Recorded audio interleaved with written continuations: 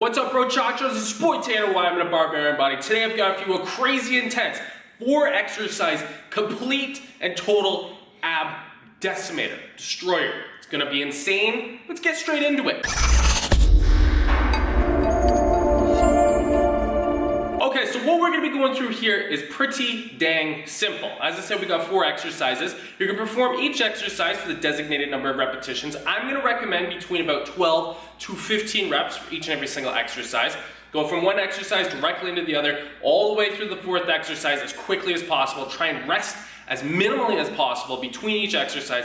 After you complete your first round, then you can give yourself maybe about a 30 to a 60-second rest, depending on how sore your abs are. Go through the whole circuit 2 to 3 times, and I'm telling you, man, guaranteed 6-pack. Now let's get into the first exercise. Okay, exercise number 1, this one is the most gruesome, and we're starting off with it first. We've got the ab rollouts. Now I need to mention something. There is a specific way you must perform this exercise to maximize the amount of targeting that you have on the abs. You need to have your butt in an anterior pelvic tilt, okay? Meaning your butt's not in like this, rather it's out like that. I don't want your hips sagging as you're rolling down. I'm gonna show you the proper form right here. This is how you're supposed to do it. Those hips are never sagging, okay? That anterior pelvic tilt is up, so the butt is sticking up ever so slightly. Now here's what it looks like when you're performing the exercise completely wrong. You got your hips sagging. When your hips sag, you're gonna get such little abdominal activation. When you got the anterior pelvic tilt, as you can see right now, that's when your abs are gonna have the most ability to just really be activated throughout the movement. Now, another thing I wanna mention is I want you to go down as slowly as you possibly can here. Don't rush these. This is called the eccentric portion of the motion, and it's extremely difficult. And this is what's gonna cause a lot of those healthy micro tears in the abdominal muscles. So do this as slowly as you possibly can. Get to the point where your abs can't stretch out anymore, just before like you feel like your hips would have to sink there, and then bring it right back.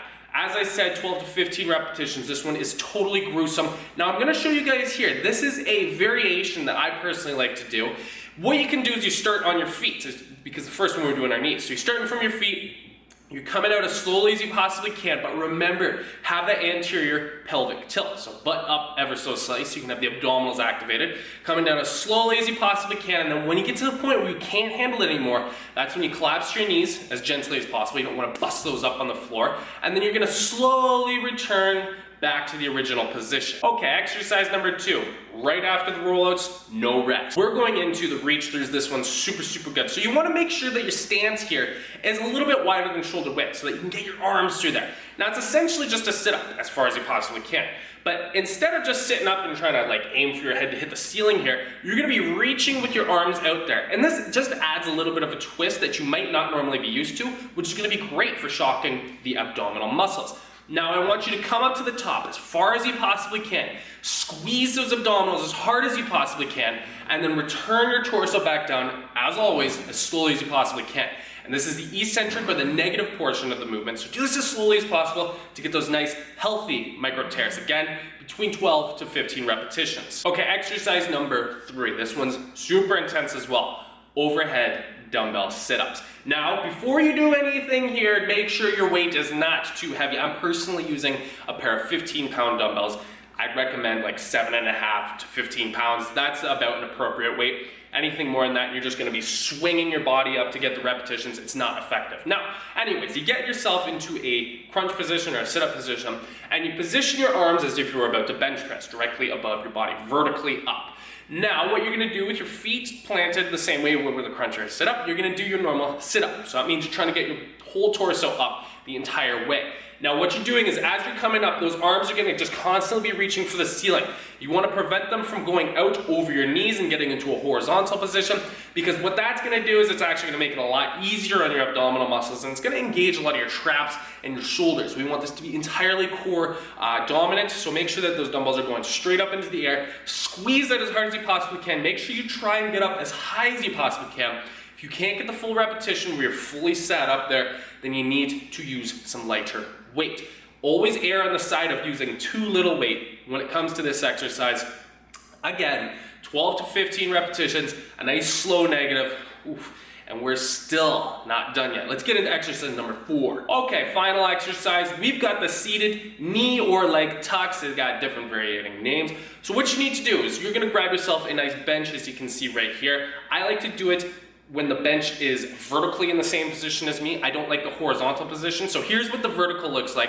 I feel like I get much more activation from doing it this way, as opposed to the horizontal. I felt like it was a little bit more uncomfortable and a little bit more difficult to get the repetitions. So I avoid that one and go with the vertical positioning. Now, when you're performing this, you've just got your hands positioned ever so slightly just behind your butt, grasping onto the bench. The only purpose is just so you can maintain some balance and so you don't lose your positioning here.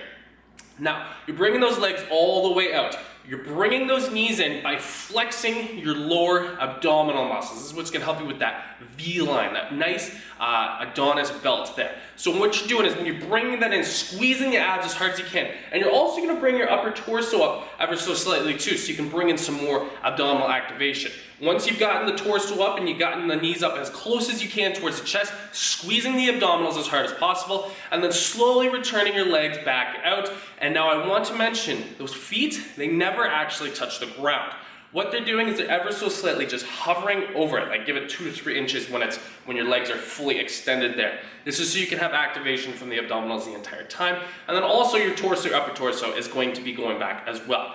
Now, you should be in about a straight position if you've got the bench in a vertical alignment, as I recommended. And that's the reason that I personally like it, because when you have the bench horizontally, as you can see right here, it's extremely difficult to try and get your torso out all the way back there. As you can see, I have a limited range of motion.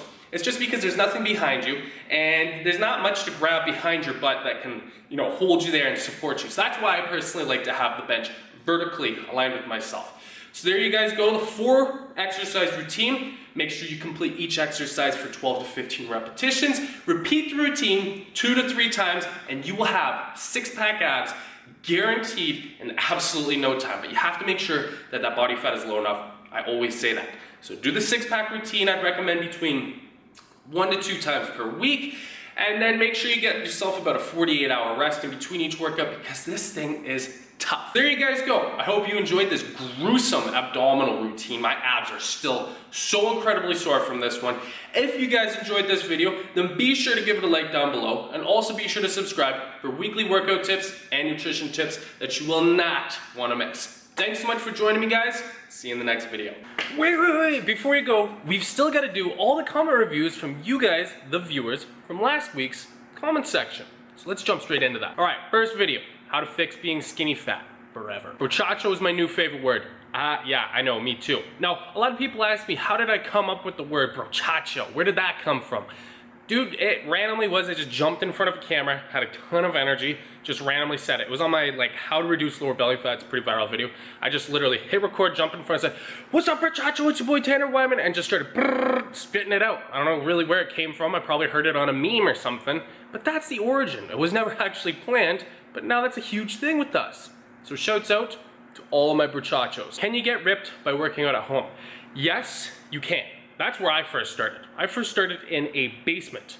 I was using my dad's equipment. We had this really rickety bench press. We had an easy curl machine. It's right behind me right here. It's this exact one. This isn't even my house. This is the office gym, by the way, for the setting here. That's the exact, I'll try and include a B-roll of it, but I want to get through all these. I had that and one of those really cheap rip-off Bowflex type of machines. That's all I had. Oh yeah, and some dumbbells. Pretty much it, and I was able to get into some pretty damn killer shape. Seriously, it's all about how hard you push yourself. I think this guy means my boy here, Umar Shaif, I don't know, I'm sorry if I'm butchering that. He probably means, can you get into crazy good shape or in ripped by working at home with just your body weight? It's possible. I don't know if you've ever seen these guys that just do body weight exercises that are just on gymnastics type equipment and jungle gyms, like gymnasts, for example, doing all those holds and stuff. You can. It's about how consistent you are, how hard you push yourself, how structured your workout routine is. But of course you can. If you want to be ripped, though, the main thing is you got to get your body fat low enough. And as I always say, that is mostly done from eating healthy, from not eating ridiculous calorie surpluses of junk food. Anyways, long answer short, can you do it? Can you get ripped at home? You're goddamn right. My boy Ben777 man, I feel like I should be paying you for all the help you give me. Like, you're like my own personal trainer. So glad I found your channel. Feel myself getting stronger and fitter every week, and my general well-being and confidence has skyrocketed. Thanks for all the hard work you put into these videos. Makes it easier for me to keep on keeping on. Cheers, bro. Yo, you're very welcome. A lot of people say they feel super indebted to me. If you feel the need to, you can just toss your boy, a nice $1,000 PayPal transaction, realfitfest@gmail.com. I'm playing. Don't feel indebted to me. I do this for all of you guys, and it's a lot of fun for me to make these videos as well. However, if you do want to put something towards a monetary incentive, then try out my Barbarian Physique Sculpting program. I'll include a link down in the description. You can click that. It's obviously a paid purchasable program. Check that thing out, and dude, it's gonna help you out tenfold because it's a structured workout program. If you want to get jacked, you want muscle like this, be sure to get my Barbarian Physique Sculpting program. Thing's absolutely nuts. It's the actual program that I've used for years to build lean muscle mass, burn body fat, carve a six-pack. Get it? I've been pushing so hard and I just got the last bit of fat left. Yes, at the lower body. I think it means lower belly. I'm gonna zone the fuck in. Thanks, bro, for the helpful videos. Oja Sound, my boy. You're welcome.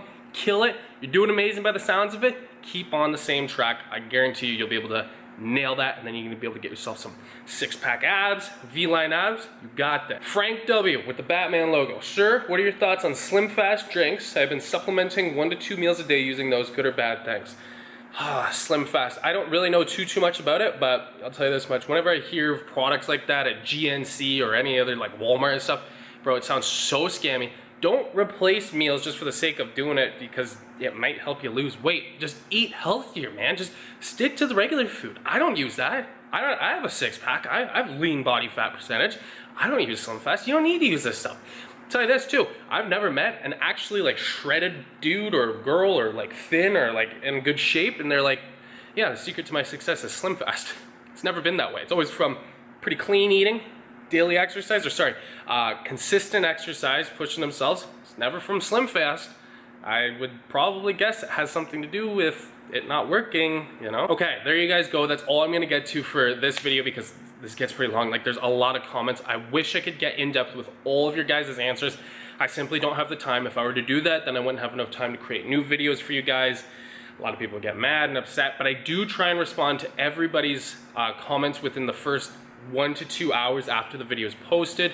Bang, bang, I'll just give you guys some quick tips, and then I'll obviously try and get more in depth with my answers here on these videos. And this is going to be a consistent portion of this, of my videos now. I'm gonna try and add these at the end of each and every single one of these videos just so I can get more in depth with the answers for you guys. So hope you guys enjoyed it. See you in the next video.